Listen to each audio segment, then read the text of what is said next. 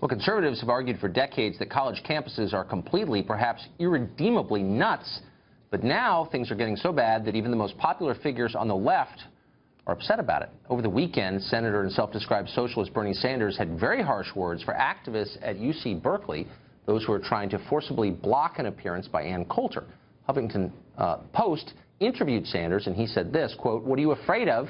Ask her the hard questions. Booing people down or intimidating them or shutting down events, I don't think that works in any way." Meanwhile, lefty comedian Bill Maher weighed on the exact same subject. Here's what he said. Berkeley, you know, used to be the cradle of free speech, and now it's just the cradle for babies who don't. And I feel like, you know, this goes on all over the country on campuses. They invite someone to speak who's not exactly what liberals want to hear, and they want to shut her down. I feel like this is the liberals' version of book burning. Yeah. And it's got to stop.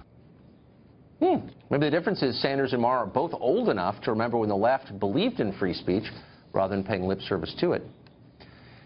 And speaking of rot emanating from college campuses, Duff McDonald is a business reporter based in New York City. He just wrote a book called The Golden Passport, Harvard Business School, The Limits of Capitalism and the Moral Failure of the MBA Elite. It's a big book, and it's smartly reported and argued, and it argues this. America's most prestigious business school is at least partly responsible for the fact our economy is increasingly fake, designed to benefit the already rich, and in general, pretty screwed up. Duff McDonald joins us now. Duff, thanks for coming on. Thanks for having me, Tucker. So you call Harvard Business School in this book dangerous. Why is it dangerous? It's dangerous because they are failing at their mission of creating an enlightened managerial class. They're sending out graduates who view the world in a certain way and without the right moral framework to go about the life they probably should. And there are a lot of them. There are over like 75,000 or more HBS graduates basically running the American economy. What are the attitudes that you think are the most harmful to the country? Well, one of them is what I call a sort of analytical worldview, where because they're taught by spreadsheet, they come to believe that the most important things in any decision or organization are those things that you can countermeasure, when any sane person knows that that's not true. Another one is they teach by what's called the case method, and I think there's sort of an amoral underbelly to that, in which they're taught that there is no one right answer to any business section. There's only well-articulated or less well-articulated answers, and that can lead you right down the slippery slope into justifying any decision you want.